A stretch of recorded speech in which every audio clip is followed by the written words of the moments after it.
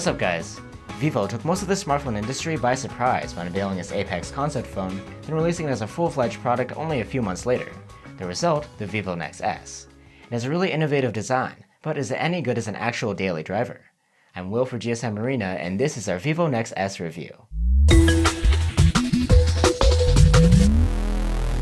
The VIVO NEX S has a gently sloped glass back and an aluminum frame. From this angle, it doesn't seem too out of the ordinary for a 2018 phone. But flip it over and you start to see what the buzz is all about. A huge display takes up the whole front surface, with minimal bezels and no notch. Part of what makes this possible is the innovative setup for the selfie cam. It sits inside of the body and pops out when you need it, sort of like the periscope of a submarine. Unlike a submarine though, this device isn't watertight. But the camera's up and down motion is smooth and actually sort of fun. It even has some optional sound effects. The assembly feels sturdy, and VIVO boasts that can withstand up to 100 pounds of force, but probably better not to sit on it. There's no earpiece taking up precious space on the front of the NEX S. The phone relies on an internal piezoelectric setup to generate sound for calls, and it doesn't sound bad. Another futuristic feature aiming to shave off the bezels is the under-display fingerprint reader. Sadly, it's pretty slow compared to traditional readers and not too reliable. It feels bad to have to try multiple times to wake up your phone. There is no face unlock feature available on the NEX S. All of these space-saving innovations have come together to allow for the NEX S's massive screen. It's a 6.6-inch AMOLED with a 1080p resolution and a tall 19.3:9 aspect ratio. Even though it's only 1080p and with 388 ppi, the display still looks amazingly sharp and has punchy colors and really deep blacks. It isn't too color accurate, with no options for making color adjustments. You'll have to get used to the saturated reds and yellows. Maximum brightness in the default mode is just shy of 460 nits, and sunlight legibility is great. We've seen a few phones score higher, but the NEX S is perfectly usable in the sun. The screen also has an always-on display showing you the time and notifications. It's convenient, and can be customized in settings. Not everything is next-gen on this phone, and we still have a 3.5mm jack for headphones. Volume is below average, but there's almost no distortion. Otherwise, we have a single loudspeaker on the bottom next to the USB-C port. A stereo setup would be nice, but tough to do with this all-screen design. In any case, the speaker is pretty loud, and music has little to no distortion.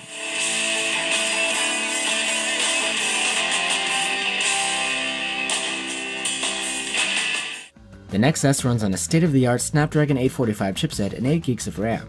As expected, it runs great, and there are no surprises and benchmarks. The phone keeps cool, and it performs just as well as its flagship competitors.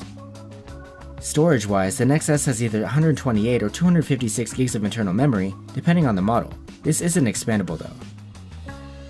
Now on to VIVO's OS. It's FunTouch 4 over Android 8.1 Oreo, and about as far from stock as we've seen in an Android phone, looking more like iOS with a bunch of added features. You can navigate using the regular on-screen buttons or opt to use gestures. Swipe up from the center to go home, and swipe up and hold to open the task switcher. Swiping up from the left side goes back, and swiping up from the right opens the control center.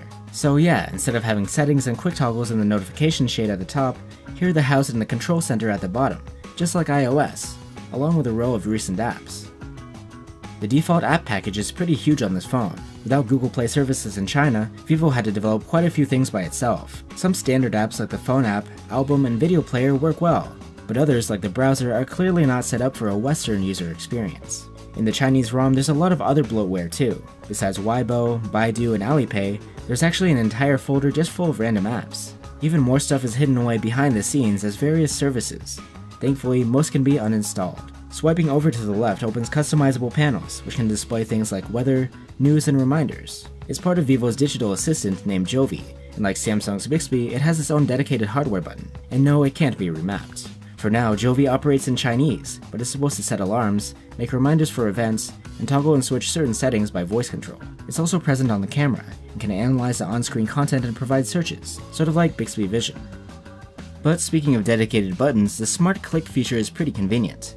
You can map any custom feature or action to a long press of the volume down button. One major issue we found with the OS is its heavy security, which prevents you from sideloading apps or a new launcher without a complicated process involving a Chinese phone number. It's really stingy about permissions too, sometimes asking you to authorize a new app every time you launch it. The NEX S has a big 4000 mAh battery and is pretty power efficient. It scored an excellent 101-hour endurance rating in our proprietary tests. Charging this large battery isn't a problem either. With the provided 22.5 watt charger, we went from 0 to 50% in half an hour. There is no wireless charging though. The VIVO NEX S has a dual camera setup, though the 5-megapixel secondary camera is only used to provide depth in portrait mode. The main camera is f1.8 and 12 megapixels, with dual pixel phase detection autofocus and OIS.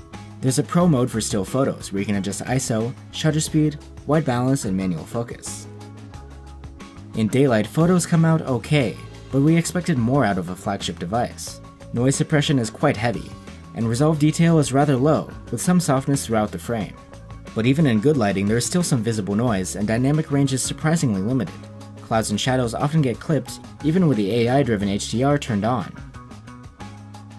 The portrait bokeh shots using both cameras are alright, but not all that impressive. The background is nicely out of focus, though the edges around the subject sometimes end up blurry.